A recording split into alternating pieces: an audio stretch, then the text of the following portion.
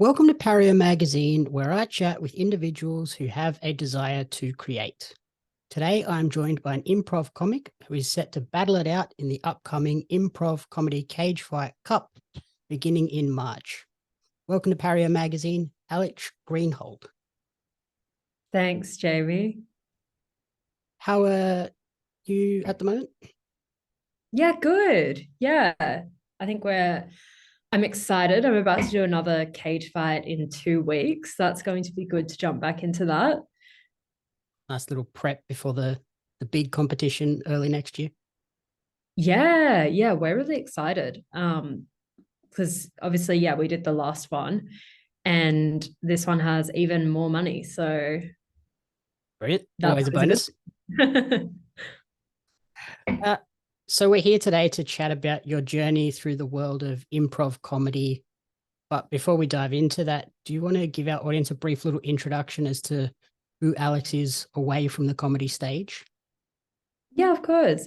So I actually work full time in the casting world. So kind of not as a comic, but in the same world. Um, my intro to the comedy scene was at UTS. So I started studying at UTS and I joined the women's review there. So it was the inaugural women's review, which was really cool. So we did our women's review at the university, and then we then performed a second time for the comedy festival. So that was like a nice introduction to just like the comedy world, and specifically, I guess, women in comedy. We've created like a really fantastic group and network of different like female comedians and like sketch writers, improv artists, and then that actually transitioned into my introduction to the improv world because the director of the Women's Review show told me about improv theatre at Sydney, which then I started studying at last year. Okay, awesome. So was that how you sort of first discovered the passion for comedy and improv comedy in particular? Yeah, definitely. I mean, I've always been interested, I guess. Like I just love improv. I've always loved watching it.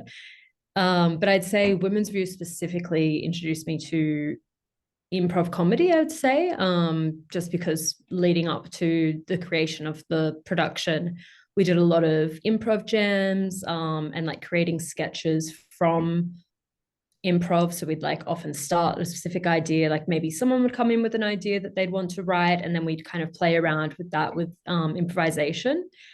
And I think during that process, that was my favorite part. Was like doing those little improvisations. So yeah, I think that's where it begun. And then being able to then properly learn improv from some of the best improv artists in Sydney at Improv Theatre Sydney, that solidified my love for the art, I guess. Okay. Was there a particular moment where you went from just being a fan to going, actually, this is something I think I could do and I'm going to go through and do some training? Ooh, I would say it wasn't until I went to a class that then once I was in the class, I was like, oh, actually, this isn't as hard as it is really hard.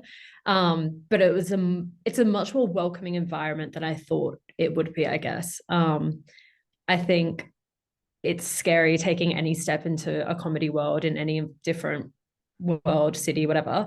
Um, but I just found immediately it was so warm and welcoming. Like I think it's a really strong, yeah, just like a really great community that it didn't feel like anything was being gate kept. So yeah, I just think that was just like a nice, like it was at that moment when I went to that class and I felt welcomed immediately, and they facilitated such a welcoming environment that yeah, that I thought I could do this, and I really love doing it.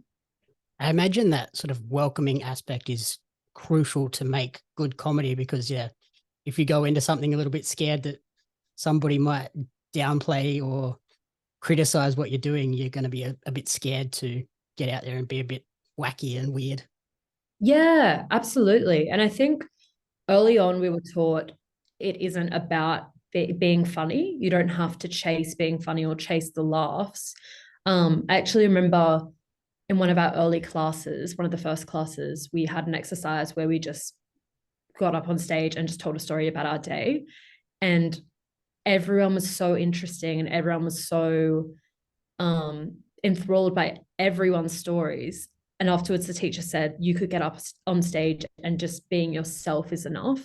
You yourself is interesting. You could just tell a story about your life and the audience are completely captivated. So you don't need to go on stage and be chasing like, what's the best joke? You can just be yourself and that's interesting enough. Okay. And once you sort of did enter the improv comedy space, who were some of your early inspirations and how have those evolved over the years?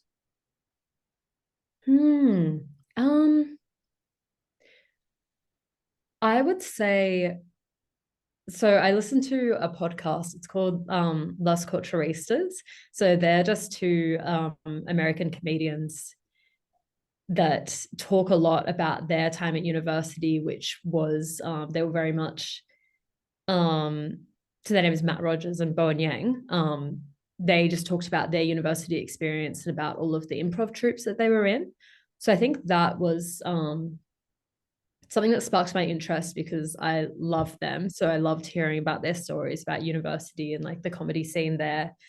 And then comedians that I love now, like I love Patty Harrison, another American comedian, like Kate Blandt, John Early. Yeah, a lot of like the weird American comedians who just like, I don't know, do a lot of like weird little sketches, I guess. Okay. Was sort of improv always the direction you wanted to go, or did you look at like stand up or sketch comedy as well? I think earlier on I didn't see it as much of an option. And I think actually probably up until I started listening to those podcasts and a lot of the people who I admire now who like have these fantastic careers in comedy, when I started to look at their history and that they'd started with creating improv troupes, I think that was the moment that I was like, this is something that I want to pursue more than I'd say sketch writing or stand up.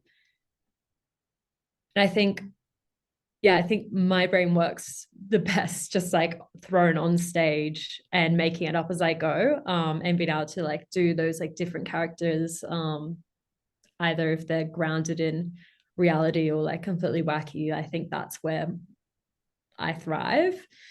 Yeah. Do you think it's perhaps a bit more fun and creatively fulfilling doing the improv because you're not doing the same set every show? It could be totally different from Tuesday to Wednesday. Yeah, absolutely. I think it's it's very challenging in that way because you can never trust that it's going to be fantastic. But I think that's where the magic comes from. Like you can discover so much on the day.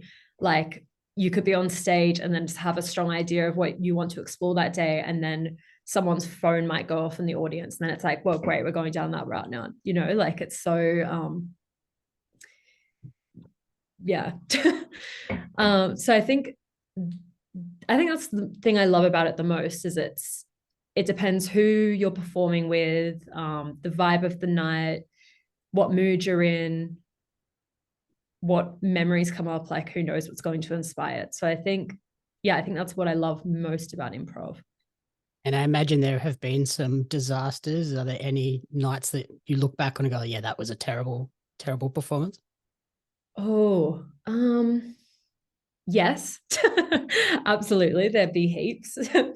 um, I did one about 2 weeks ago. So I just went overseas a month ago. And I hadn't really I'd done an improv for about a month, but I was kind of like, it's fine. Like I've trained now, like it'll just be like riding a bike, which it was absolutely not. I just went up stage and just like forgot all of my training and then was like, I feel like I was like blocking everyone and like I just forgot what yes and was. Um, so that was pretty bad. Um, but then like the next day we did another show and it was fantastic. So it's just like, you just got to keep doing it, which I think is one of the other fantastic things about improv, is that you will bomb, but then you just do it again the next day and you could have a fantastic show. So it's just like, you've got to be resilient. Yep. It's not like a stand-up where if you bomb, you have to go home and rewrite the entire set. You can just, oh, well, Yeah, that was just a exactly. bad night. Yeah, it's just like, maybe I won't do that weird little character again. So moving on to the Improv Comedy Cage Fight Cup, which you entered previously. And during that first outing, your team reached the grand final despite being one of the least experienced and newest teams on the scene. How did it feel to sort of be so successful so quickly? Really good. No, it was yeah, it was a pretty cool experience because so basically we were like I said, we were studying at Improv Theatre Sydney, and I just found these two people in my class that I loved performing with. And we thought, well, we can't really control who we perform with in class, even though everyone in my class was amazing. But we really wanted to perform together. So we're like, let's just sign up for Cage Fight. We can just like have a little play together. So like no expectations. We didn't even think we'd get into the final two groups of that night, let alone win that heat. So even when we won our first section, we were like, what? This is crazy. People, the group we just went up against are amazing. Like they're in level 6 or whatever. Like, yeah, it was really cool. So then to move on to the grand final, I remember the three of us walked in on the night and we saw the audience because we just signed up to like do a little improv at a pub, like just downstairs, like we were kind of thinking this is gonna be really chill. Then we walked into the Factory Theatre, which had, I think there was seats for more than 300 people. Ooh. We were like, okay, I think we have girl bossed too close to the sun.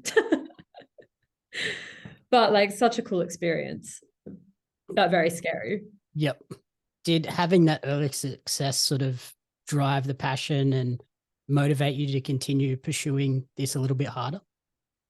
Yeah, absolutely. I think all three of us, when we stepped off that stage, we were like, this is fantastic. Like, we need to sign up for as much as we can.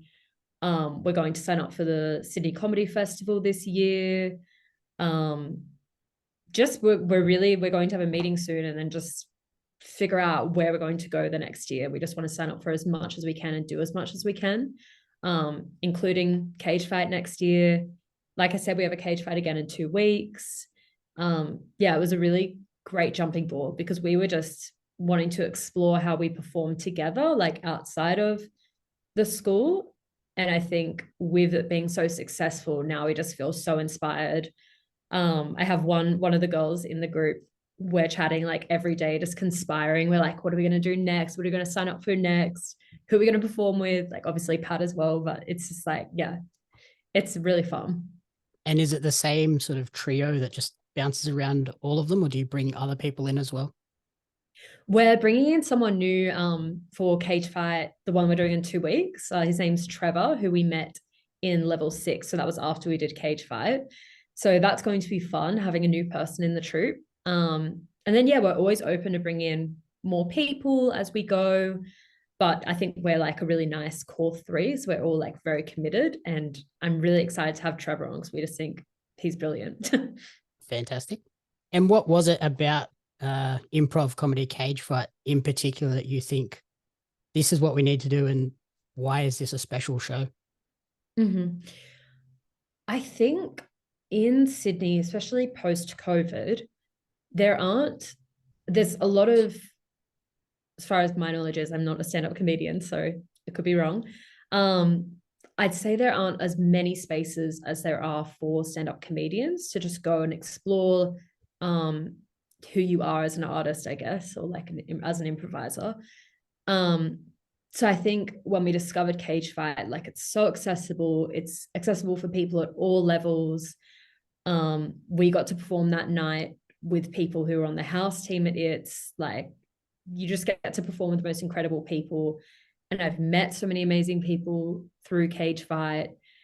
So I think I think Cage Fire's facilitated an amazing space for people who love improv in Sydney. The audiences love it as well, which is really great. And I just think like it's free for us to apply. We can win money. Yeah, it's just a fantastic space, and I'm really grateful for it. And like you mentioned, the crowds are pretty strong as well. So I guess that's a nice little bonus as well. You might not get a crowd that size otherwise. Yeah, absolutely. And also such a supportive crowd. I think moving from the It's crowd, which were a lot of our friends that we'd forced to come and see it, who were obviously going to laugh at anything we do. When we moved into this new space, we were like, this is going to be hard because half the crowd don't know who we are. Like, we have to get laughs because we are actually funny. But I just found it was like such a supportive, warm crowd. So yeah, it's a really nice space, and was really happy to perform there.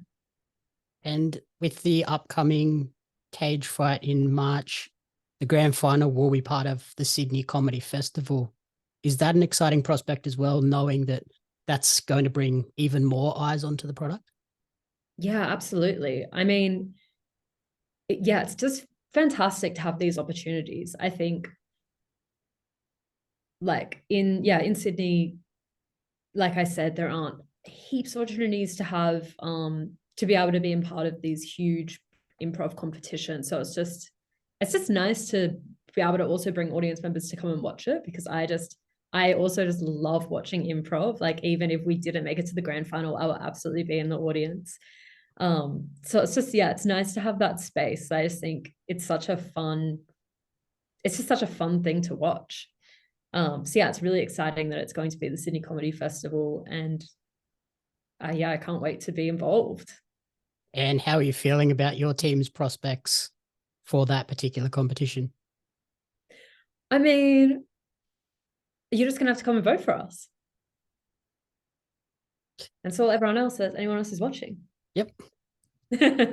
So then looking ahead beyond the competition, what else is on the horizon for you and your team in 2023? Would you like to sort of perhaps host your own shows or tour some shows around the country? Yeah, absolutely. We are definitely going to do Sydney Comedy Festival. So we're looking to do some type of long form show, TBC, that'll be announced soon. And then we were interested in doing, we just want to look at all the fringe festivals that we possibly can. We wanted to just, if that's Melbourne Comedy Festival or Adelaide Fringe, we're just going to do as much research as we can now that we're in this end of year period, and we will be there. So definitely look out for that on Instagram. Fantastic. And yeah, so finally, where is the best place to support you and track this creative journey? Would it be the Instagram page? Yeah. So I can be followed on Instagram, which is Alex Greenhalgh, which is a mouthful. So it's ALEX Green HALGH. Brilliant. Perfect. Thank you. So yeah, thank you for taking the time to chat with me, and good luck with the Comedy Cage fight, the Comedy Festival, and potentially future shows all around the country. Awesome. Thanks, Jamie.